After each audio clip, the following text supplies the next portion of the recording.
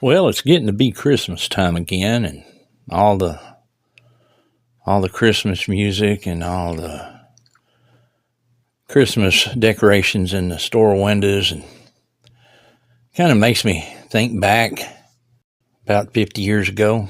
Um, every Thanksgiving, we'd have a big Thanksgiving feast, and then all of a sudden, about the time we'd get ready to lay back and take a nap, Daddy would say, "Boys, I need y'all to go cut us down a Christmas tree, and I'll go build a stand, and when we get it back, we're going to let your mama decorate it."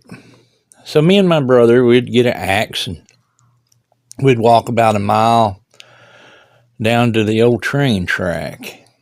And then we'd get on the old train track, and we'd walk about 5 to 7 miles looking for the perfect tree.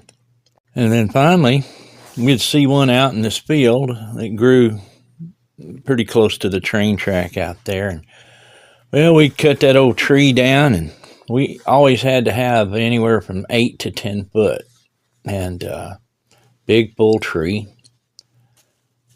And so we'd chop it down, and we'd take a few minutes, to get it as close to perfect as we could, and then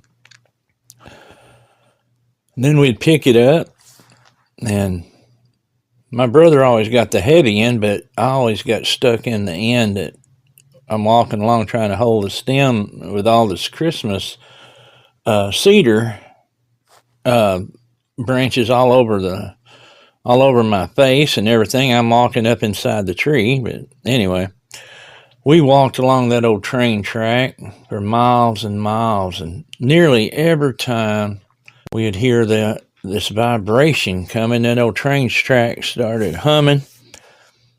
My brother'd say, "Hey, we got to get off this track. There's a train coming." He says, "Get on up here. We'll step off into the grass right over here." And it was usually on a big slope. And we'd go down about 10 to 20 foot away from the track. And we'd walk down there in the grass and the weeds as the old train would pass us. And then we'd get back. After it passed, we'd climb back up on that old track, and we'd walk 5 miles more. And then finally we'd get where we could step off the track and start walking towards the house. And anyway, we'd get that old tree home, and Daddy would take a saw and cut that tree perfectly flat. He'd ask Mama, he said, "Do you have an old pan I can have?" And she'd give him an old pan, and he built a cross out of 1x4s, and then he would take and he'd drill a big hole through this cross, and he'd drill into that pan, and he'd put a big old screw, and he'd also drill into that bottom of that old cedar tree, and he'd get that old pan and that big old screw, and he screwed it in the bottom of that tree, and he'd set it up. He'd put some putty around that so that it wouldn't lose any water. He'd pour some fresh water in it. He'd take some old heavy twine, and he would tie that tree to the wall so it wouldn't fall over.